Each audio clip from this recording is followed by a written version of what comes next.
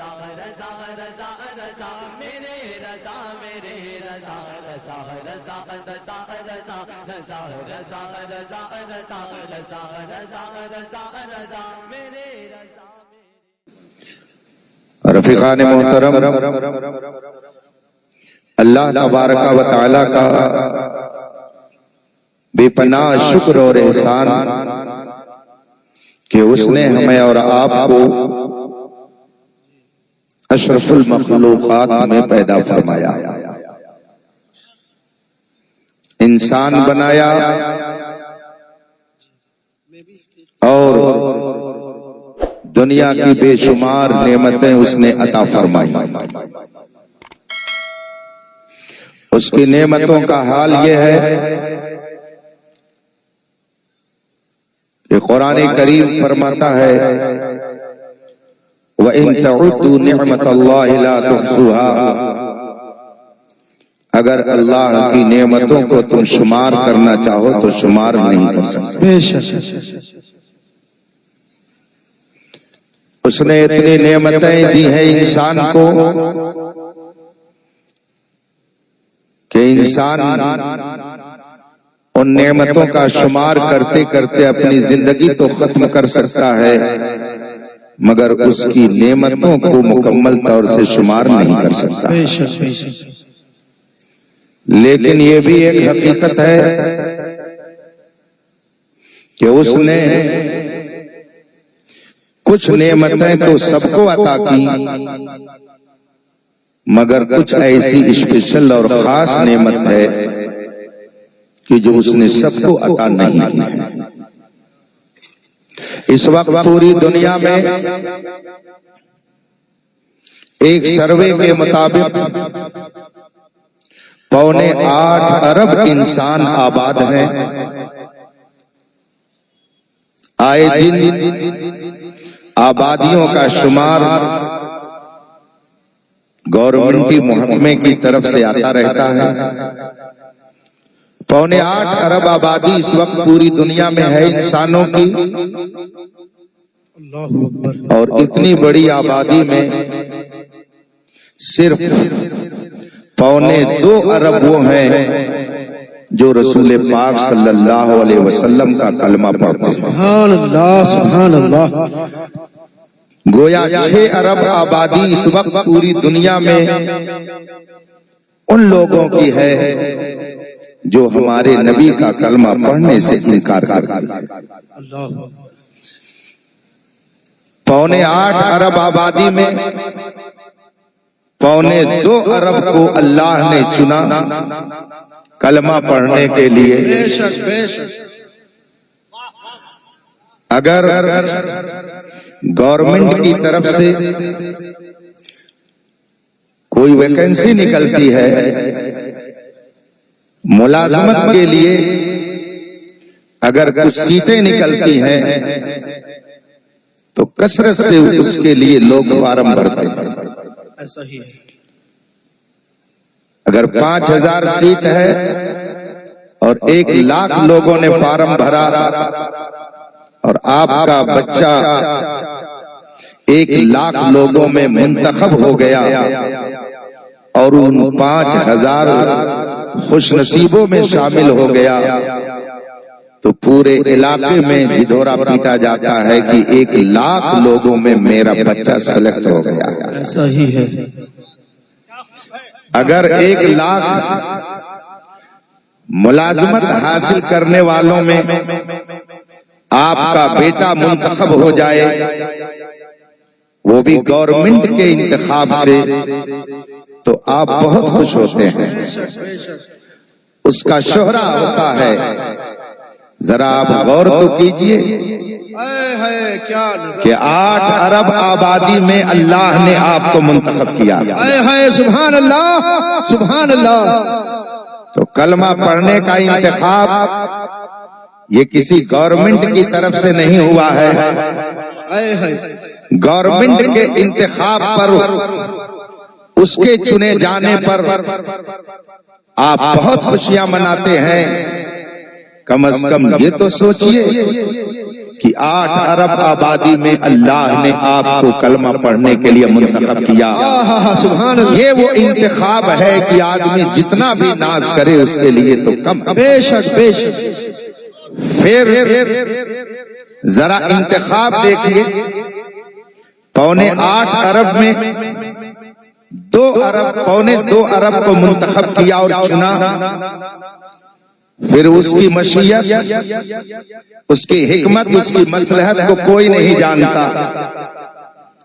2.25 ارب کلمہ پڑھنے والوں کو منتخب کیا، مگر اس کی کریمی دیکھیے کہ اس میں سے کچھ اور لوگوں کو منتخب کیا. اے ہے کیا بات ہے. اس لیے کہ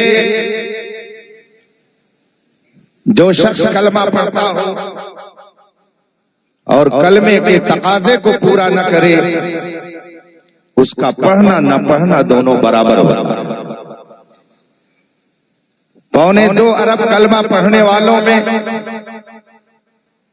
بے شمار لوگ آپ کو ایسے مل جائیں گے کہ جن کا پڑھنا نہ پڑھنا دونوں برابر ہے. کلمہ پڑھنے والوں کا ایک گروہ اسی ہندوستان میں ہے. میں پوری دنیا کی بات نہیں کرتا، اپنے ہندوستان کی بات کرتا ہوں. کلمہ پڑھنے والوں کی ایک جماعت اسی ہندوستان میں ہے کہ جو نبی کا کلمہ پڑھتی ہے مگر در حقیقت نبی کے کلمے کا انکار کرتی ہے. آدمی نے جب کہا لا الہ الا اللہ، اللہ کے علاوہ کوئی معبود نہیں، کوئی عبادت کے لائق نہیں، تو دوسرے لفظوں میں گویا وہ اس بات کا اقرار کر رہا ہے خدا وہ ہے جو ہر عیب سے پاک ہے. بے شک بے شک. خدا وہ ہے جو ہر خوبی کا جامع ہے. خدا وہ ہے جس کے اندر کسی اعتبار سے نقص اور کمی نہیں پائی جاتی. جب آدمی نے کہہ دیا خدا کے علاوہ کوئی معبود نہیں، کوئی لائق عبادت نہیں، تو گویا اس نے اقرار کر لیا خدا وہ ہے جو ہر عیب سے پاک ہے. مگر کلمہ پڑھنے والوں کا ایک گروہ ہندوستان میں موجود ہے جو کلمہ پڑھتا ہے اور کہتا ہے کہ خدا جھوٹ بول سکتا ہے. کتاب میں لکھتا ہے وہ گروہ کہ خدا جھوٹ بول سکتا ہے. میں ایک موقع پر آج سے تقریباً 18 سال پہلے ایک ادارے کو دیکھنے کے لیے گیا. وہاں پر وال میگزین لگایا ہوا تھا. میگزین کے اندر اس عقیدے کا اظہار دھڑلے سے کیا گیا تھا.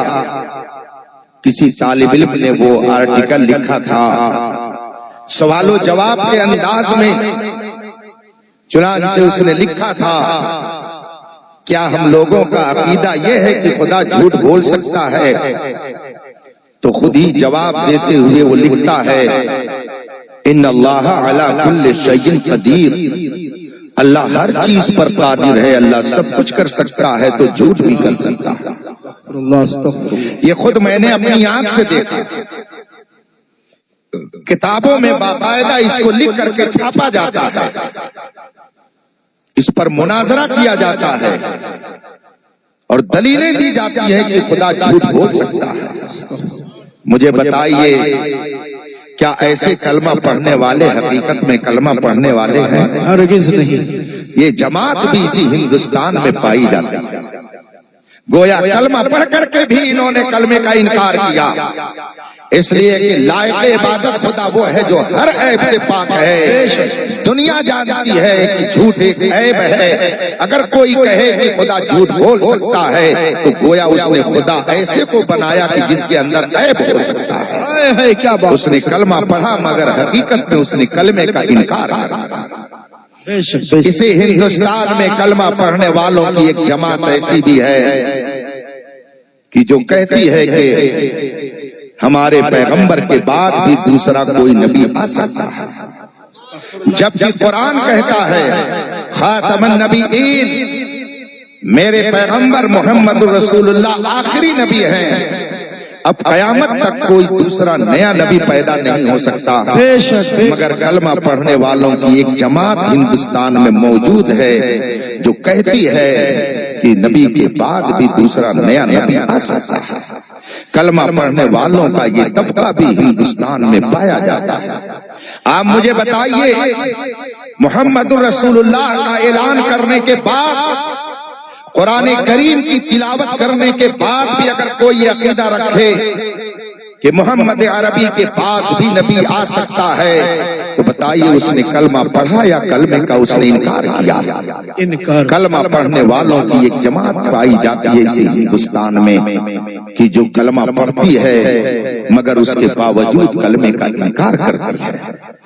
کلمہ پڑھنے والوں کی ایک جماعت ہندوستان میں اور ہے کہ جو کلمہ پڑھنے کے باوجود اس مقدس جماعت پر تبرہ کرتی ہے جس کے بارے میں قرآن کا اعلان ہے وَكُلًّا وَعَدَ اللَّهُ الْحُسْنَىٰ، اللہ تعالیٰ نے سب سے جنت کا وعدہ کر لیا ہے۔ بے شک وہ ایک مقدس جماعت ہے جس کے بارے میں قرآن کا اعلان ہے کہ یہ وہ جماعت ہے کہ اللہ نے ان سب سے جنت کا وعدہ کر لیا ہے، مگر اسی ہندوستان میں کلمہ پڑھنے والوں کا ایک گروہ ان کی شان میں گستاخی کرتا ہے۔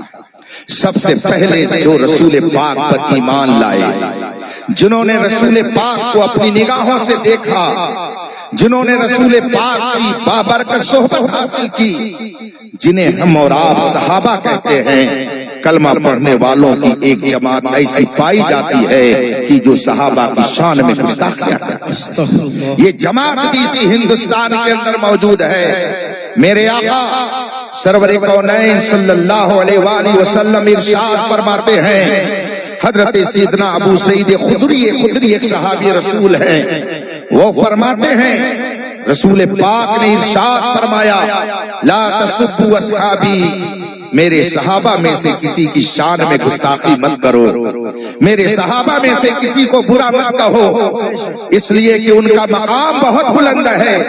آگے میرے آقا ارشاد فرماتے ہیں ان کا درجہ بیان کرتے ہوئے، لو ان احدکم انفق مثل احد ذهبا ما بلغ مدہ ولا نصیفا۔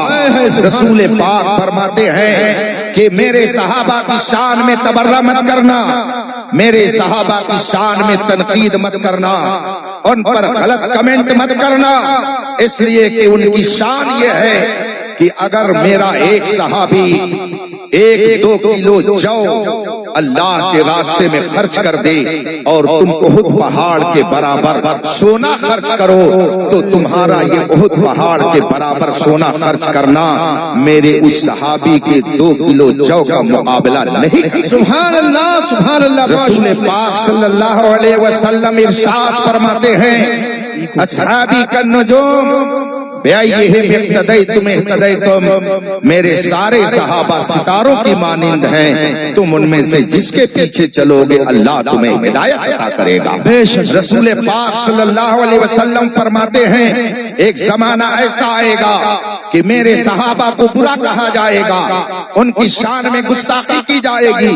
جب تم اس جماعت کی اس طرح کی باتیں سنو تو ان پر لعنت بھیج کر کے ان سے الگ ہو جاؤ، اس لیے کہ میرے صحابہ وہ ہیں کہ جس وقت سب انکار کرتے تھے انہوں نے مجھ پر ایمان لا کر کے میری ظاہری مدد فرمائی ہے۔